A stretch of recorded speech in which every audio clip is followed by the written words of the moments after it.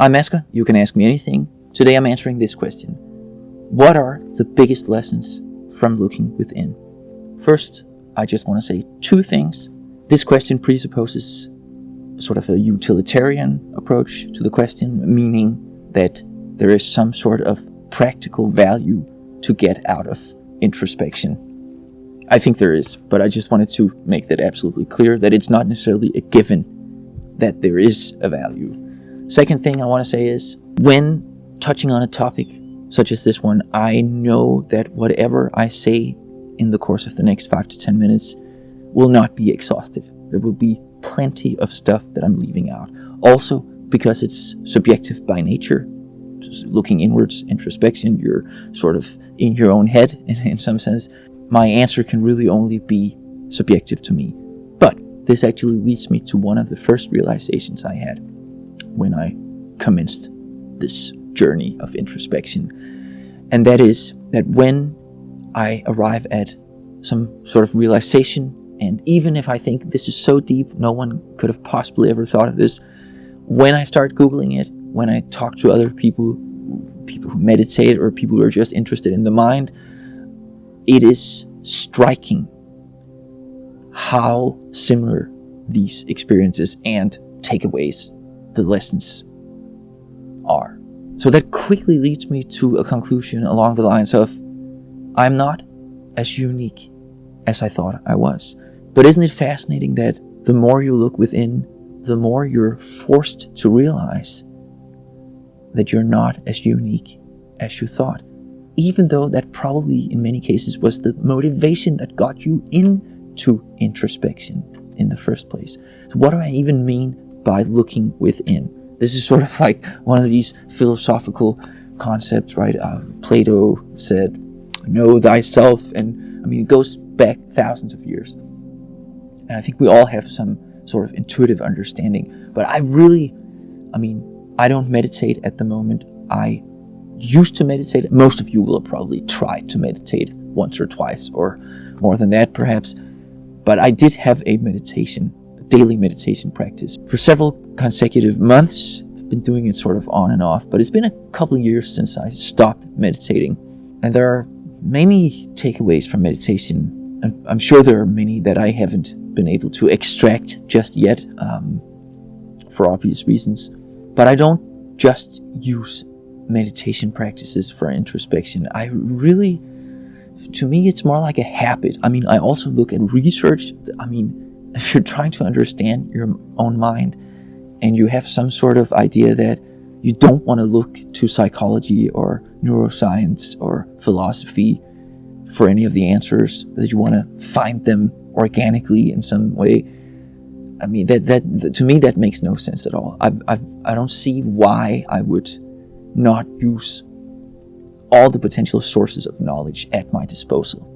But what I really want to touch on here is that just the mere realization that by looking at yourself, like really, truly accepting that you can't understand the world. If you don't understand the filter through which your experiences are experienced, I guess, you're not going to understand what you're looking at. As I say in the intro video for my podcast, MetaQuest, our senses and minds can deceive us. Our eyes can deceive us, and our minds are just as deceptive, if not more. And this is really a big point. But I want to turn the clock back to, it doesn't really matter how long ago this was, but this is a little over a decade ago. But I remember, to me it was a realization that, oh my God, there is a whole completely undiscovered field of introspection that I've never understood until this point. And I remember looking around, I remember having conversations with my friends and asking, I have one friend, actually a guy I mentioned in a video just a few days ago, but I remember asking him, would you say that you spend more time analyzing others or analyzing yourself? And he thought about it for a moment and he said, I'd say that I spend almost no time analyzing myself. And this guy, I consider this guy a great thinker, actually. He's one of my most intellectual friends. But think about that for a moment there. That even people who are extremely smart, extremely knowledgeable, capable of seeing things from all sorts of different perspectives, even some of those people haven't paused and asked themselves, I wonder if there's something to gain by analyzing myself in depth. This was a huge realization for me, and I think it affected me in more ways than I initially thought it did. So for instance, I sort of became obsessed with this idea that, any emotion I have, it's always attributable to me. It's sort of always, in some sense, my fault. That's not my perspective on it these days, but that's how I would feel about it. If someone, some random stranger approaches me on the street and he's super aggressive and threatens me or something like that, whatever negative experience I have from that is on me. It's my experience. It's not his experience. So I really took it to the extremes, and I would start analyzing everything from my narrow little perspective. And this is one of the biggest takeaways from me probably. One of them, but maybe not the biggest one. So after having jumped down this rabbit hole, I guess like 5 years later or so, I moved to the US. And I met a guy. He was my neighbor at the time. We became friends. He's still a very good friend, very smart, very interesting person. And I would notice that he had a really good way of telling his own life story with narratives, with these little narratives. Oh, that reminds me of back then. It's not that he didn't tell it in this uncle-ish way, but he would just constantly tell these little funny stories, essentially a little life narrative. And he would be a very sociable person. He's not that social actually, but he would have an easy time making new friends and striking conversation with strangers and stuff like that. And I guess it stood out to me because I realized I used to do the very same thing. In fact, I'm going to go as far as to say that it was one of the defining features of who I was in my early youth. I don't think it's a stretch to say I was a very popular guy in my early 20s and even before that. And I think one of the main reasons for that was that I would always tell these funny little stories. Oh, Asger, that's the guy with the funny stories about myself, but also about other people. I would have this arsenal, really, of stories that I could tell and retell, and I would collect stories. I was even sort of consciously aware of it back then. But it wasn't until I made this new friend who did this all the time that I realized, oh my God, I have completely stopped telling these stories about myself. Now you may think that that's a little weird because I've been doing it quite a bit on this channel. But that's because I realized that there's nothing wrong with that. I think for me, it was important that I stopped doing it because I would sort of distract myself, and I think I would place a little too much emphasis, a little too much potential value in having other people like me. I'm not saying that's the motive of my friend, by the way, but I think to me that was important. It was important for me that I just lost a little bit of my ego in some sense, because I think I was being a little too focused on me. And again, this is another great point. By doing what on the surface level seems to be the most selfish and self-absorbed thing to do, studying yourself from within, sort of led to a mild case of ego depletion, I guess we can call it. So extreme, in fact, that I had to realize recently that I needed to recalibrate this aspect of my behavior. I was being too self-promoting, then I went in the complete other direction and stopped telling narratives, stopped using stories to socialize and to self-identify. I mean, this ties in a little bit with the video we probably saw a few days ago where I spoke about how to introduce yourself to people when they ask you, what do you do?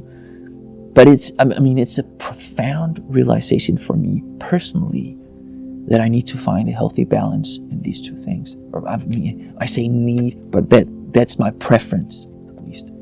Okay, so some of the other takeaways. I mean, there are so many that it's really hard to sort of determine where to start and stuff. But one thing that strikes me as significant is, I guess, what we could call that we all have cognitive biases. And I think this word bias, it's usually something that when we hear it, I mean, it's annoying. It's annoying when people tell you, oh, but you're biased. But I mean, that's just a tiny little fraction of what that word means, really. Observing yourself and the patterns that you tend to think in and getting to know these patterns a little bit, that teaches you some important things about your own biases. And of course, sometimes this can also be transferred to other people. But just this simple idea that we have cognitive blind spots, things that I can't see, not because I'm stupid or because there's something wrong with me, but simply because I am me. Yeah, so I write stuff down every single day. Let's say that tonight I look at the stuff I wrote this morning. I mean, I'm still gonna have sort of a very subjective relationship to it. But if I look at the stuff I wrote 5 years ago, and I do this occasionally, it appears to me that some other person wrote it. I mean, I can probably still relate to it on a different level than a complete stranger would, but I can observe it a little more objectively in some sense. And this is so paradoxical, but I think it's a major takeaway as well from introspection as well. That is, by looking at yourself, you get a better understanding of your own subjectivity. And by getting a better understanding of your own subjectivity, you also get a better understanding of where the border between your subjectivity and objectivity is. And I think this is a very, very important thing to do. I like to think that this realization leads me to project my own feelings less on other people. And again, this is not something about completely eliminating these things. That is totally naive. That is, I mean, it's impossible. I'm sure it's impossible. But it's just about being aware that this is often the case. This is something everyone does, and you can catch yourself red-handed doing so each and every day.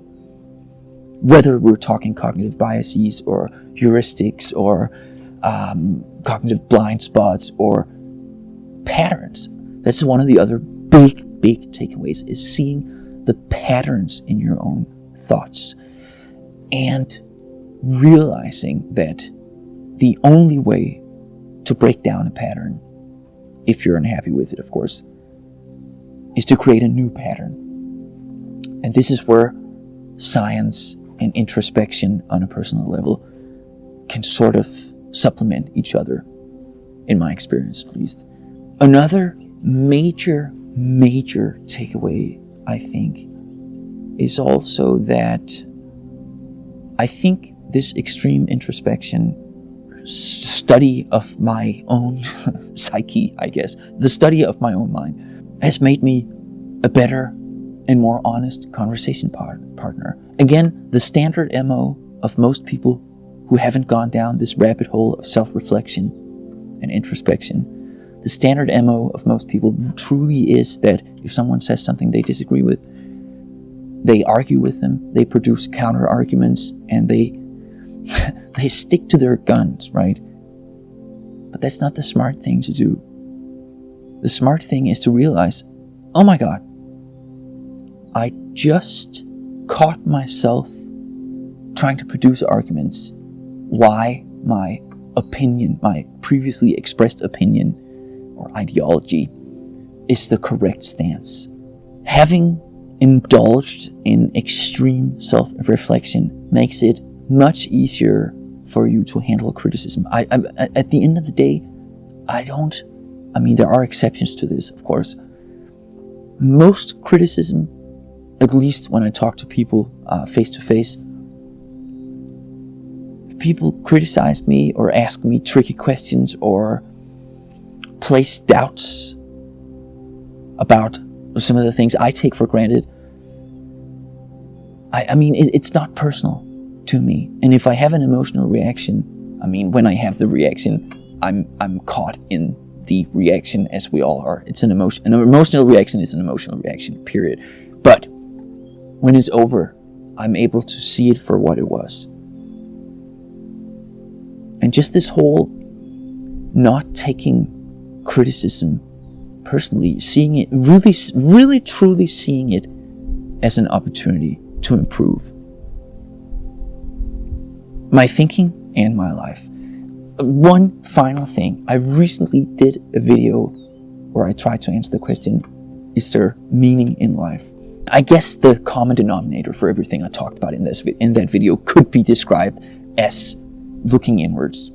But I actually think if I look back over the past 10, 15 years or so, and if I was forced to give it a name, I would probably have to say that introspection has definitely been the most meaningful activity I've probably ever been involved in. I mean, I've had some pretty wild discoveries here. I've essentially caught myself in holding certain magic beliefs. I can talk about those in another video another day. Only to realize that the arguments or the evidence I have for holding these beliefs do not nearly live up to the standards I usually have for believing in something new that someone tries to convince me of.